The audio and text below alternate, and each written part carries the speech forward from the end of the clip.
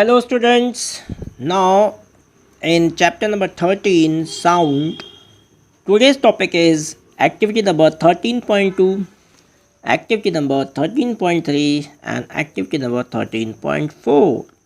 तो चलो देखते हैं कौन कौन सी एक्टिविटीज़ हम लेने वाले हैं यहाँ पे. First of all, we'll take the 13.2. Take a rubber band, put it around the long side of the pencil box. ठीक है, पेंसिल बॉक्स पे अराउंड में उसको फिक्स करो. फिगर नंबर 13.3 को क्या है, ये देखो ये हो गया 13.3. इस प्रकार से उसको फिक्स करने का है. ये रबर बैंड यहाँ से यहाँ तक उसको फिक्स करने के बीच में पेंसिल भी उसको डालना है. Insert the two pencils between the box and the stretched rubber. ठीक है, पेंसिल बॉक्स और रबर के बीच में, जैसे ये पिक्चर दिख रहा है आपको, इस बॉक्स के बीच में दो पेंसिल्स डालने हैं.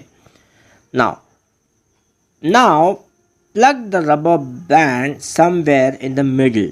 अब जो दो पेंसिल के बीच का जो भाग है उसमें आपको उसको प्लग करने का है. Do you hear any sound? Does the band vibrate? Yes, of course. ये बीच में से आपने उसने पकड़ा है, देखिए, and just stretch किया उसको और छोड़ दिया. तो that means the vibration also takes place and the sound is also coming out. Main is the vibration and the sound is coming out. So plucking the rubber band in like this position. Okay. As you learnt in the 7, the to and fro or the back and forth, यानी कि आगे और पीछे, back and fourth इसको बोलते हैं, और to and fro आगे पीछे जाना या कंटिन्यूशन में वो मोशन में आगे पीछे होना, वो उसको हम टू और फ्रो और the back and fourth movement कहते हैं या मोशन कहते हैं. ठीक है. Of an object is called the vibration, और इसी को हम बोलते हैं वाइब्रेशन. और ये कंटिन्यूशन में होते रहना, इसको वाइब्रेशंस में तब्दील हो जाते हैं वो, है ना. When the tightly stretched band is plucked, जो हमने पहले पिक्चर में देखे थे 13.1 एक्टिविटी में, plucked it vibrates and produce the sound. तो रबर बैंड कैसा होगा, वाइब्रेशन चालू हो जाएगी उसमें, क्योंकि आपने उसको पकड़ के खींचा है, और साउंड भी प्रोड्यूस करेगा. ठीक है, ये बहुत इंपॉर्टेंट है, साउंड भी प्रोड्यूस करेगा. When it stops vibrating it does not produce any sound.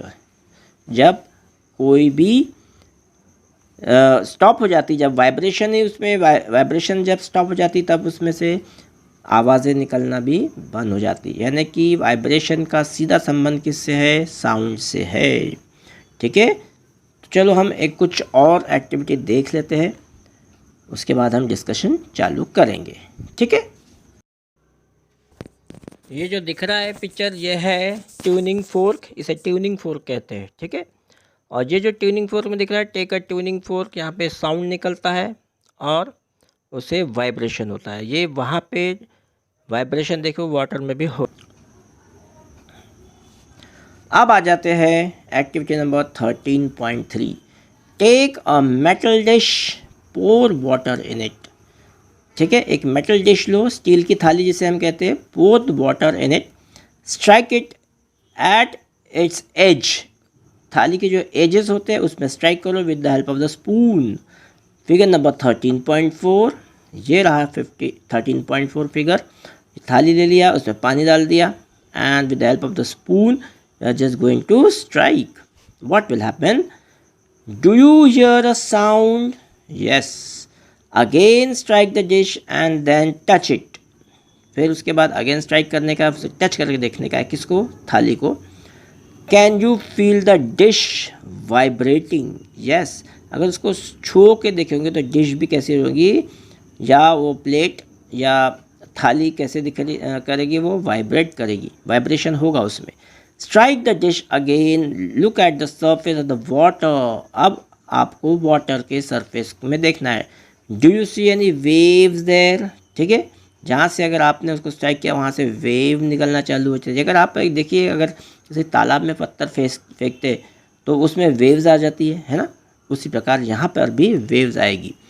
Now hold the dish, water changes to the observe. अब पूरी तरह से पकड़ लो थाली को, दोनों तरफ से अगर हम पकड़ लेंगे इस प्रकार से, देखिए यहाँ से और यहाँ से पकड़ लेंगे तो वाइब्रेशन भी बंद हो जाएगा और साउंड भी निकलना बंद हो जाएगा.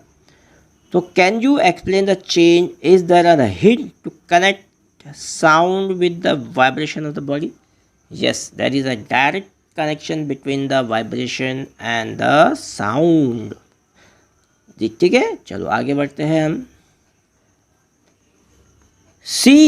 We see that a vibrating object produces sound.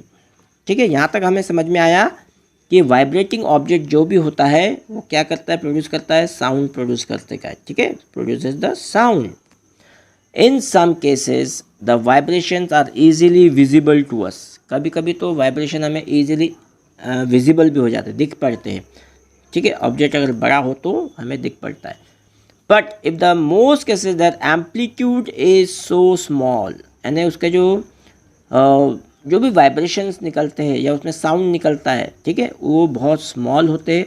उसी को हम क्या कहेंगे, amplitude is very small. We can not see and we can not hear the sound also, that we can not see them and however we can feel them. But we can feel them with the help of the touching. When you touch that particular part, you can see that is a vibration is coming out. ठीक है, चलो अब आ जाते हैं activity number 13.4 पे. Take a hollow coconut shell. अगर आपने इसको नहीं लिया तो जैसे बहुत तरीके से बहुत गोलाकार में कटा हुआ कोकोनट शेल्स लेने का है. And make a musical instrument that is called the ektara. You can also make it with the help of an earthen pot. Figure number 13.5 देख लेते हैं. ये है 13.5. ये तो earthen pot से बनाया गया. ये लकड़ी है और ये बो. ठीक है, ये बो में क्या कौन सा धागा लगा रहता है, धागा नहीं रहता, ये हॉर्स की टेल का बाल रहता है. ठीक है, horse tail hairs are can be fixed and with help of this bow you can play this particular ektara, है ना. चलो और क्या आगे क्या बोलता है, play this instrument and identify this vibrating parts. Yes of course, vibrating part whenever you bow can be put on the string, it produce the sound. Why? Because the string is vibrating and the sound is produced in that particular earthen pot, and a very beautiful and melodious sound is coming out, isn't it? चलो देखते हैं. Make a list of the familiars musical instruments and identify their vibrating parts. ठीक है, कौन कौन से vibrating part. A few examples are given in table 13.1. Complete the rest of the table. चलो देखते हैं, हमने कंप्लीट पहले से करके रखा हुआ है उसके. तो ये है table musical instrument 13.1 table number instrument and their vibrating parts. कौन कौन से म्यूजिकल इंस्ट्रूमेंट है. वीणा का है स्ट्रेच्ड स्ट्रिंग. ठीक है, वीणा के अंदर क्या होती है, स्ट्रिंग होती है, तो वो स्ट्रेच्ड स्ट्रिंग भी वाइब्रेट करती है. तबला मीन स्ट्रेच्ड मेम्ब्रेन का मतलब होता है जो स्किन, कोई भी जानवर की, स्पेशली जो तबला हो गया, ढोलक हो गया, ये जो चमड़ा वाले वाद्य जो है ना, चमड़ा वाद्य, तो उसको क्या बोलेंगे, मेम्ब्रेन, स्किन वाला स्ट्रेच्ड मेम्ब्रेन किया जाता है, तो वो वाइब्रेट करता है जब भी हम उसको स्ट्राइक करते हैं हाथ. अब आ जाते हैं थर्ड सितार. यहाँ पे भी क्या है, स्ट्रेच्ड स्ट्रिंग का काम होता है क्योंकि इसके अंदर बहुत सारे स्ट्रिंग्स लगे होते हैं. Fluid vibrating air. ठीक है, वाइब्रेटिंग या एयर का वाइब्रेशन होता है यहाँ पे, तो वो तो दिखाई नहीं देता एयर, लेकिन एक्चुअली होता किसका है, वाइब्रेशन इन एयर होता है फ्लूइड में. ढोलक में भी अगर हम देखते हैं स्ट्रेच मेम्ब्रेन लगा हुआ रहता है. ठीक है, हारमोनियम में सीधा हवा का खेल होता है, that is vibrating the air is going on. And the saxophone, यहाँ पर भी वाइब्रेटिंग एयर का ही काम होता है. ठीक है, समझ में आ गया यहाँ पे.